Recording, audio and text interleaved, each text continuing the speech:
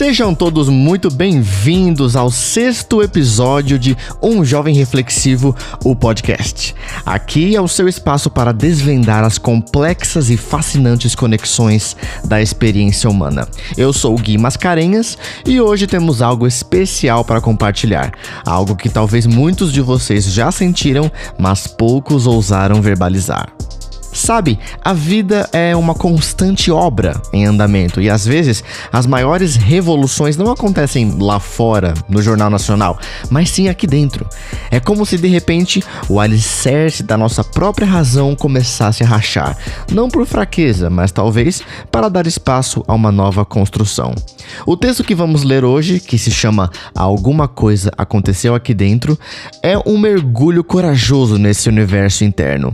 É sobre a sensação de sermos expostos, nus, diante dos outros, enquanto uma mudança profunda acontece em nosso interior. Mas, apesar do caos e do desfazer do próprio ego, há uma força latente, uma teimosia inabalável pela integridade. É a promessa de que, mesmo em meio à demolição, a vontade de se reconstruir permanece firme, pedaço por pedaço. Então, preparem-se para um momento de pura reflexão e permitam que as palavras ressoem, que as sensações se manifestem e que a honestidade desse desabafo nos inspire a olhar para dentro com a mesma coragem. Sem mais delongas, vamos ver o que aconteceu aqui dentro. Apertem os cintos, a jornada começa agora.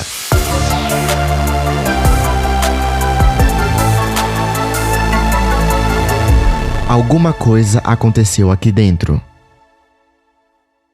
Não está sendo fácil definir a força que move essa atmosfera tão estranha. Apesar de ser fácil a identificação da fonte, da raiz da problemática. Afinal, o autor é meramente autor. A obra, esta sim, faz um movimento. Um movimento sutil, assustador e malévolo que toma conta não de mim. Eu já estava tomado, mas de todo o resto. Começa com essa onda vibrante que estremece os meus pensamentos e traz rachaduras no alicerce da razão. Essas fendas violentas recebem detritos diversos, corrosivos, e por causa deles, expandem-se, fazendo com que aquilo que um dia foi chamado de sustento se torne um grande buraco para engolir as vicissitudes da vida. Estas são geradoras do desvio da personalidade. Depois das vibrações da onda, vem o seu ressoar, o seu eco. Meus olhos começam a ver que dentro de mim há algo que não está exatamente no lugar em que deveria. Mas não é como aquele osso deslocado, pelo que a dor emerge súbita e voraz, fervendo na corrente sanguínea, arrancando os gritos viscerais das entranhas. É mais como uma injeção de benzetacil, que você até sente, mas não espera muito, até que o universo se torne devastador para a própria existência. A injeção traz uma dor aguda passageira. Geralmente, espera-se que logo após ela venha a cura. Mas logo é hora de queimar. Não estou falando de fogo, mas de frenesi. É aí que está a incógnita, o estado inconsciente, a experiência fora de si. Não me darei ao trabalho de tentar desenvolver essa ideia. Uma incógnita define-se por si mesma. Depois disso, tudo mudou. Transformou no sentido mais tenebroso da palavra. Eu já não era mais o mesmo.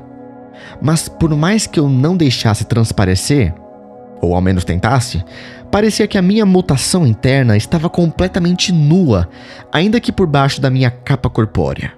Eu sentia os olhares de todas as pessoas, dos estranhos pelos quais eu passava, pairando sobre mim, como demônios à espreita da minha alma, esperando que eu me tornasse igual a eles, aguardando que eu sucumbisse finalmente. Até mesmo os cachorros pareciam me estranhar. E até mesmo os prédios pareciam se mover e trocar de lugar para me confundir. O que vem depois? Não posso dizer até saber. Até passar esse universo. Eventualmente passará. Não posso negar que aconteceu alguma coisa aqui dentro, extremamente ruim por sinal. mas não posso deixar de perceber quão fixa permanece a minha vontade de ser íntegro, ainda mais agora que tudo está me desfazendo. Agora, vou recolher os meus pedaços e me reconstruir, para que não me invadam outra vez os demônios que flutuam no ar e dentro das pessoas.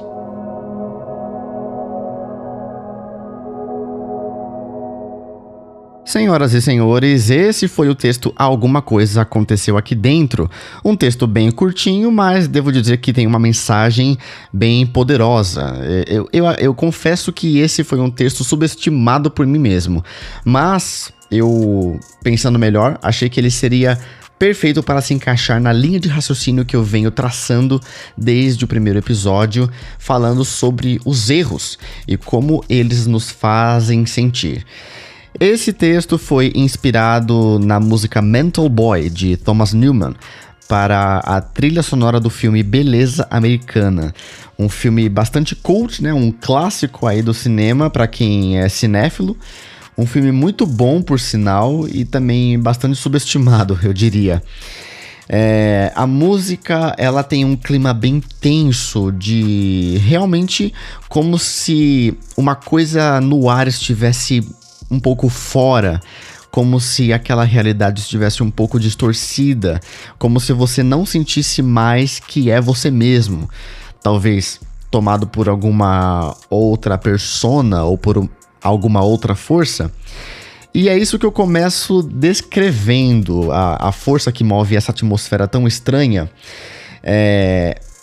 E eu digo que é difícil definir essa força, mas eu digo que é fácil identificar a fonte, a raiz da problemática. Ou seja, por mais que na época em que eu escrevi esse texto, que inclusive está na antologia, eu soubesse do que se tratava, isso nunca fez tanto sentido como agora, porque a força que faz mover essa atmosfera tão estranha, na verdade se origina com o cometimento de erros. E a bem da verdade, esse é o texto que eu disse, que fala sobre a perspectiva mais negativista do cometimento de erros. Como que ela te faz sentir e ver o mundo, ou até mesmo ver a si mesmo. Eu digo que essa força negativa é bastante sutil, porque o erro, ele pode até começar inocente. E por mais que ele comece de forma avassaladora, a consequência dele não é tão imediata. Ela apresenta, ou melhor dizendo, ela causa uma mudança que é gradativa na sua mente.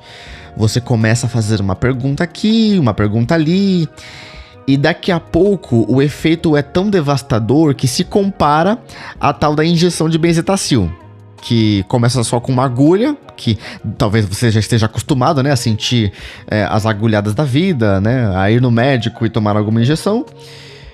Eu mesmo esse ano fui algumas vezes, e mais do que eu teria esperado, por conta de infecções de ouvido, uma gripezinha aqui, uma gripezinha ali, e aí tive que aliviar a dor, tomar uma injeção de Decadron, tomar outra de não sei mais o que. Mas de benzetacil não, porque eu tomei uma vez, até deu certo. Mas na segunda, atacou meu rim e eu fiquei traumatizado pelo resto da vida. Por isso que eu falo que eu sou alérgico. Então, esse efeito começa como uma injeção de benzetacil. Você já está acostumado com a agulha. Então, você acha que é uma dor passageira e logo depois você vai estar curado, você vai estar restaurado, revigorado, pronto para continuar a sua vida. Mas depois vem o efeito devastador. E aí eu falo da queima. Porque na benzetacil você sente todo o seu corpo queimar. Porque é isso que vai eventualmente causar a cura. Mas ela não é imediata. Da mesma forma que não é imediata a força que te moveu por causa do erro que você cometeu. E logo em seguida eu falo que essa queima não se trata de fogo, mas de frenesi. Para quem não sabe, frenesi é como uma agitação, uma excitação, uma euforia descontrolada a ponto de te fazer perder a razão. E é justamente disso que eu falo. O cometimento de erro, quando te causa essa perspectiva mais negativista, às vezes pode ser tão intensa que te faz perder o controle, perder o senso de identidade. E aí tudo que você conhece começa a ser colocado em xeque.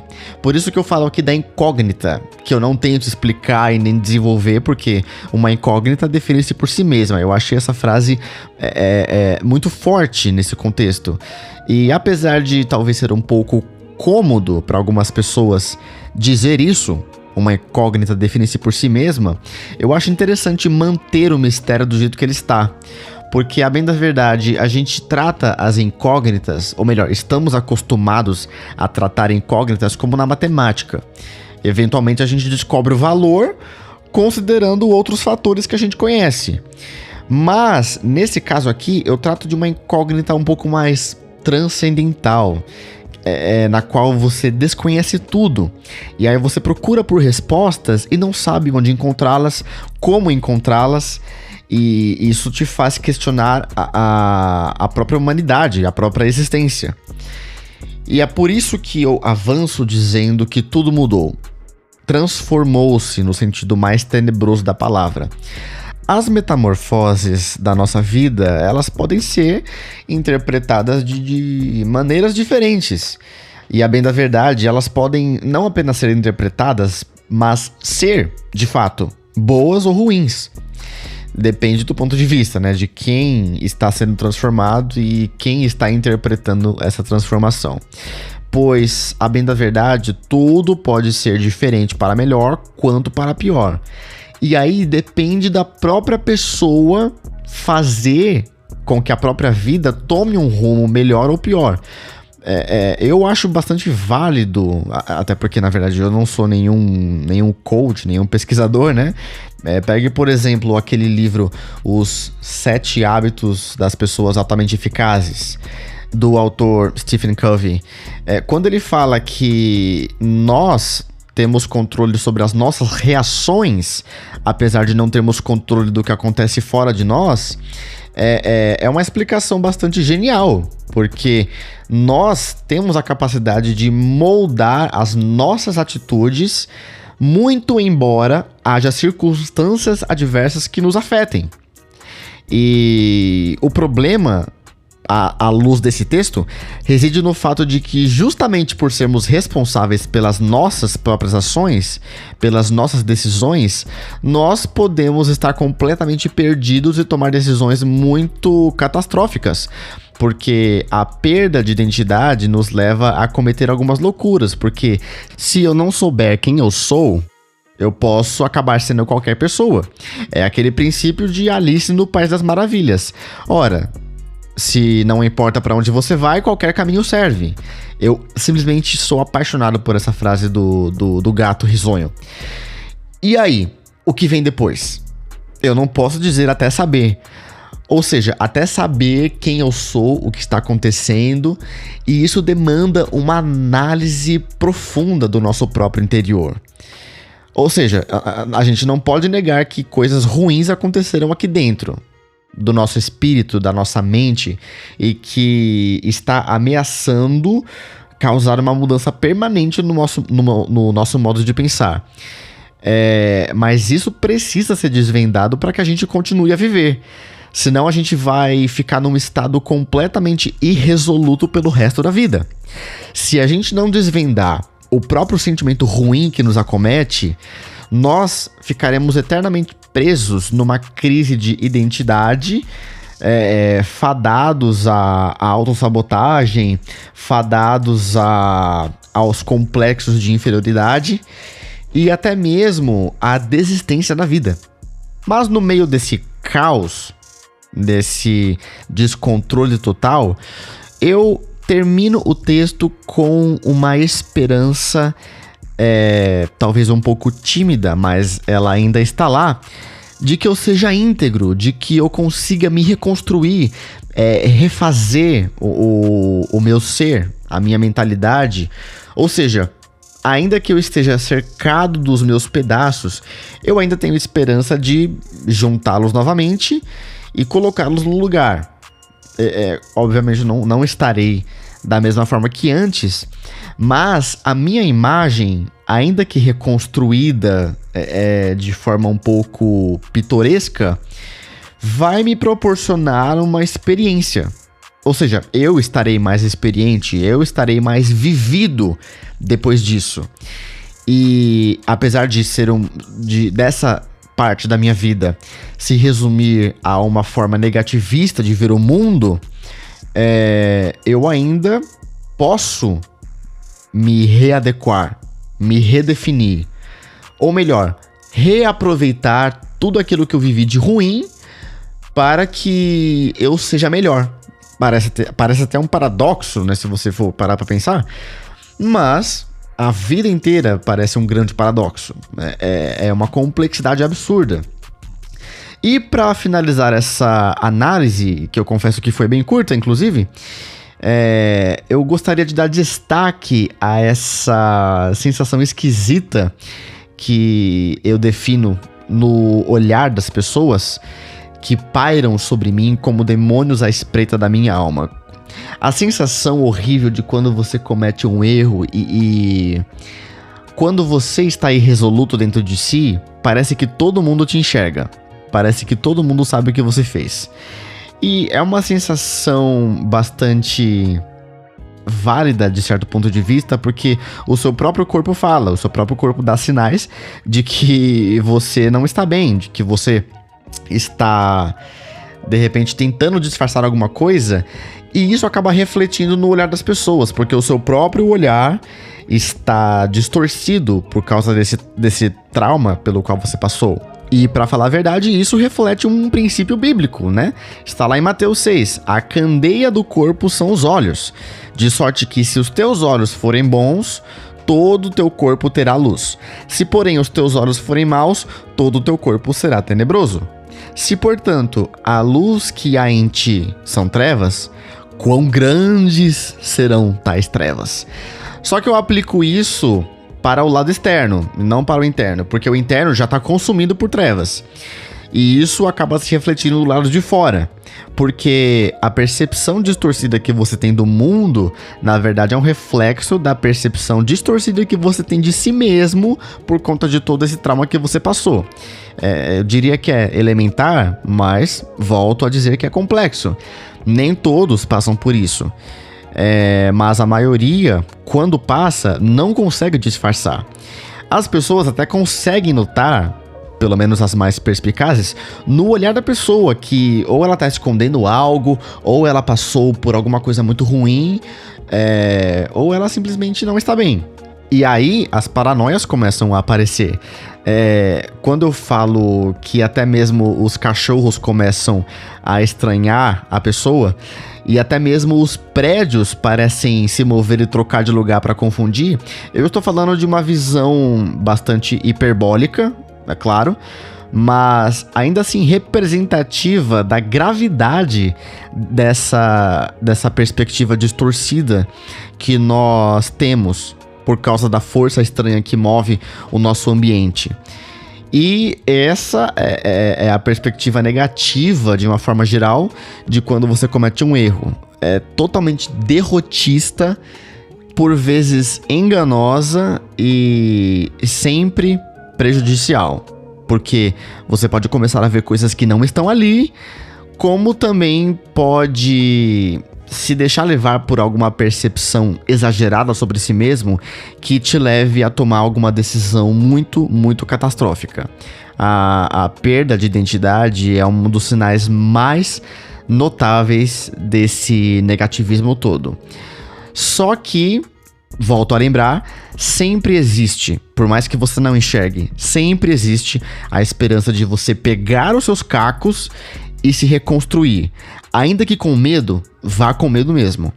Ainda que não vislumbrando uma melhora, vai mesmo assim, porque existe, está lá. A incógnita, ela continua sendo uma incógnita absoluta. Todavia, agora, depois do seu trauma, você tem mais recursos para desvendar essa incógnita. Ela nunca vai ser descoberta por inteiro, porque afinal o mistério da vida nunca vai ser solucionado até que nós nos encontremos com o autor da vida. Então, até lá, o que você tem que fazer? recomponha-se, pegue os seus pedaços novamente e continue a usar os fatores que você conhece para tentar desvendar a grande incógnita da vida. Muito bem, meus queridos, esse foi o episódio de hoje. Eu espero de coração que vocês tenham gostado. Se você conhece alguém que precisa muito ouvir isso, mande para essa pessoa, compartilhe, comente aqui nesse podcast o que você achou, qual é a percepção que você tem disso. Se você concorda comigo, se você discorda de mim, deixe seu comentário, vamos fomentar essa discussão.